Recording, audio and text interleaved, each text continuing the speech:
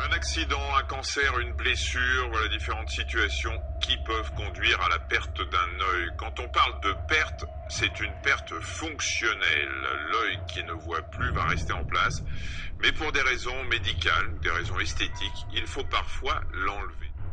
Le principe va consister à aller retirer le globe de l'orbite en sectionnant le nerf optique, le sortir de la cavité, l'ouvrir et le nettoyer en le vidant pour insérer une bille dans l'œil, ce qui permettra de préparer la mise en place d'une prothèse réalisée par l'oculariste plus tard et qui permettra d'avoir une prothèse esthétique qui ressemblera le plus possible à l'autre. Voilà, on vous avait dit que c'était des images un peu difficiles, en même temps elles sont indispensables pour bien comprendre ce qui se passe et pourquoi notamment l'œil, même après le pose d'une prothèse, va bouger exactement comme l'autre grâce à ses sutures musculaires.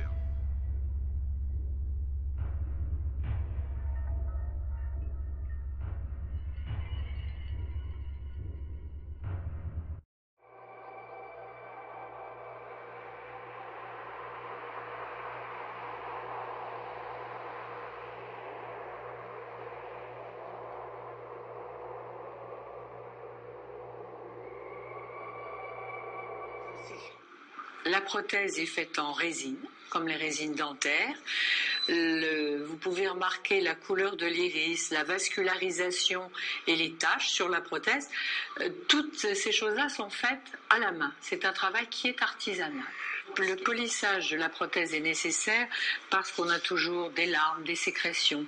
Il y a de la poussière, de la pollution et un dépôt se forme sur la face antérieure de la prothèse ainsi que sur la face postérieure. Ce dépôt rend la prothèse moins brillante, donc esthétiquement moins jolie, moins heureuse et surtout il la rend rugueuse. Et quand elle est rugueuse, le mouvement de va-et-vient de la paupière est inconfortable.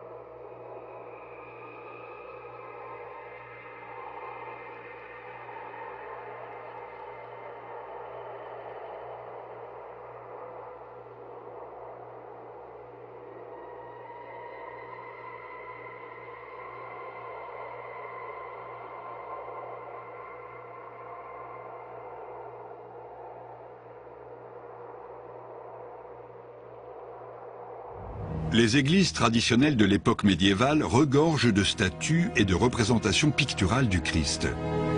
L'iconographie dans les églises des Templiers se focalise plutôt sur la Vierge Marie. Presque toutes leurs églises, 90% au moins, étaient dédiées à la Vierge. Les Templiers vénéraient particulièrement la Vierge Marie, c'est-à-dire Notre-Dame. Donc, leurs églises lui étaient dédiées. Un chevalier de l'ordre prononçait ses vœux solennels en invoquant Marie. La mère du Christ est souvent dépeinte sous les traits d'une femme blanche. Mais ici, à Chartres, comme dans des centaines d'autres églises médiévales à travers l'Europe, on peut admirer des vierges noires. Les versions classiques datent du XIIe siècle. Elles mesurent 30 cm de haut et se tiennent bien droites, avec l'enfant Jésus assis sur leurs genoux, qui regarde fixement devant lui.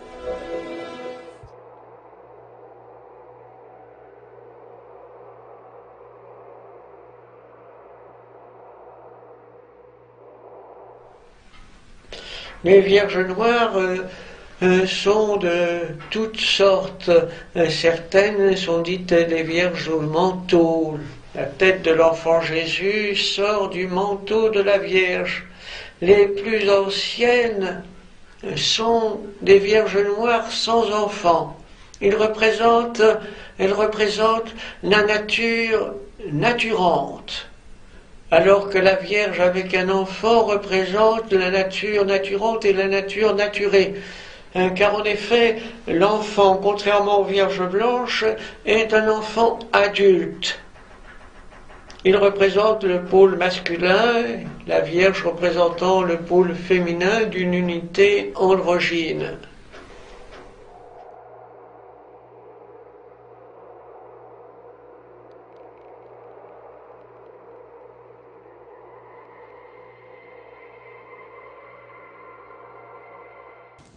Alors une des métamorphoses, mais il y en a des dizaines, qui est très, très étonnante également, qu'on retrouve dans la litanie de Lorette à la Vierge Marie.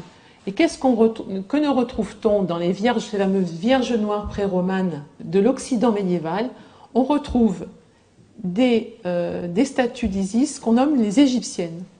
Et une tradition dit que, notamment Saint Louis, aurait ramené une statue d'Isis des croisades et l'aurait offert à la cathédrale du Puy. Alors, vous voyez, on voit dans ces Vierges noires, par rapport à la statuette que je vous ai montrée tout à l'heure, une frontalité, un hiératisme et une attitude qu'on ne retrouvera dans plus aucune figuration de la Vierge Marie ultérieurement.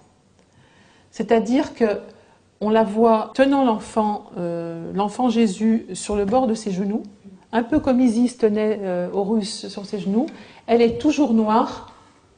Elles sont toujours noires, elles ont des visages androgynes, de grandes mains, et elles évoquent tout à fait, elles sont esthétiquement et formellement très proches, mais symboliquement aussi.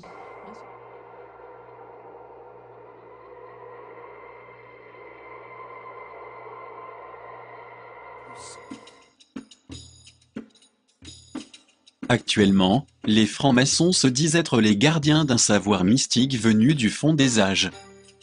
Au Moyen-Âge, les francs-maçons étaient connus pour leur capacité à construire des monuments exceptionnels, tels les cathédrales. Le tablier maçonnique est d'ailleurs là pour rappeler cette origine, bien que sa fonction ne soit plus que symbolique aujourd'hui. Ils partagent tout un ensemble de symboles et de rituels qui trouvent en fait leur origine au cœur de l'Égypte antique. C'est en Égypte que prend sa source le culte d'Isis, dont les mystères étaient enseignés librement dans les temples égyptiens. Aujourd'hui, comme par le passé, la main droite placée sous le sein gauche est le signe de l'accession au statut de grand maître des mystères d'Isis. Un statut donnant accès à une connaissance scientifique d'une grande ampleur. Un savoir à l'origine du développement technologique de toutes les civilisations.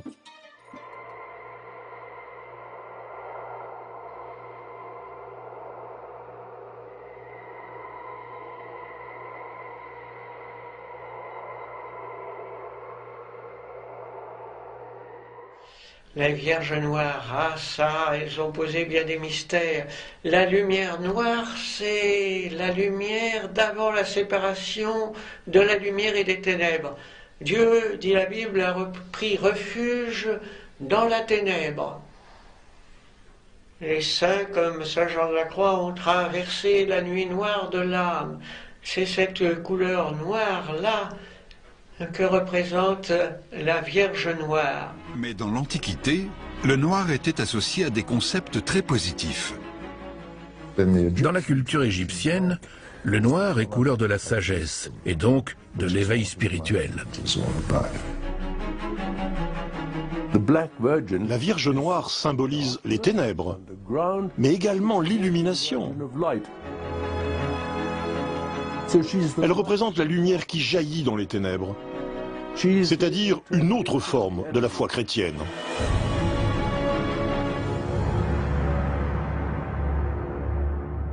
Convaincu d'avoir enfin percé le mystère du Saint Graal, il met au point une théorie selon laquelle les Templiers ont préféré la Vierge Marie au Christ, convaincus qu'elle portait en elle une plus grande sagesse.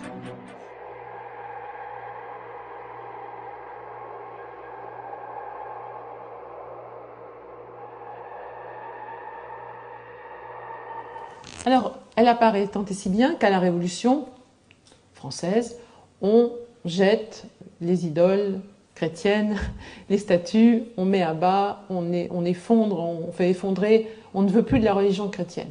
Hein. Mais qu'est-ce qu'on va y substituer? On va y substituer pas seulement le culte de l'être suprême, mais on va voir à nouveau la déesse Isis ressurgir dans les fêtes ordonnées par Robespierre. Donc on voit bien que ce qui fait sens et qui refait surface, c'est encore cette veuve qui est Isis. Et dans les rituels maçonniques, notamment de maçonnerie égyptienne, elle est régulièrement invoquée. Donc cette révolution, là je vous parle d'avant la révolution, mais à la révolution où tout ce qui est religieux et, on va dire, religieux officiel, religion révélée, va être abattu, Isis va refaire surface. Et vous voyez peut-être pas très bien, mais il y a un épisode que je trouve tout à fait réjouissant par rapport à la force de cette figure archétypique. Robespierre ordonne une grande fête pour célébrer une grande fête de la réconciliation nationale. Et que va-t-on élever sur le Champ de Mars, ou non, sur la place de la Bastille, je crois? Oui, sur la place de la Bastille, sur les, non pas les ruines encore fumantes, parce que c'est quelques années après, de la Bastille, on va élever une fontaine. Une fontaine, devinez, une fontaine qui représente Isis. Isis entourée de lions, avec son émesse, vous savez, cette coiffe à rayures traditionnelle, et de ses seins coule une eau régénératrice. Et je trouve cette image tout à fait extraordinaire dans une période qui se veut très laïque, très républicaine, très révolutionnaire. Qu'est-ce que Robespierre demande au peintre David?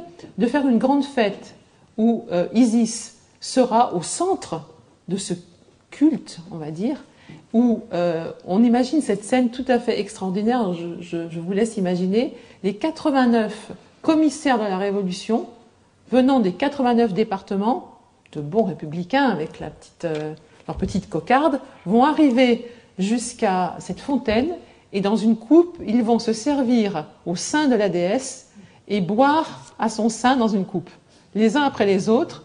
Et c'est cette statue monumentale qui était pas, je pense, qui était en plâtre, enfin qui n'a pas été pérenne, mais ils vont communier tous ces hommes au sein de la déesse. Moi, je trouve que c'est un symbole extraordinaire pour les républicains. Voilà.